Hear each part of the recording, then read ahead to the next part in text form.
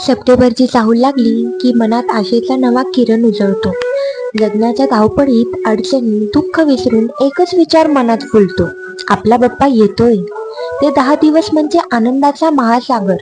आरतीच्या नादात, ताशांच्या गजरात मन थिरकतं, डोळे ओलवतात आणि वाटतं आयुष्य असंच थांबून जावं.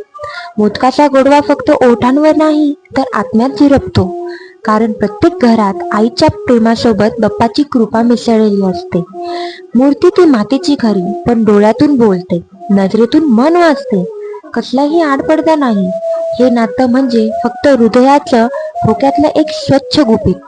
रात्रभर गप्पा मारताना तो शांतपणे ऐकतो आणि न बोलता मनावरचा भार सगळा हलका करून जातो.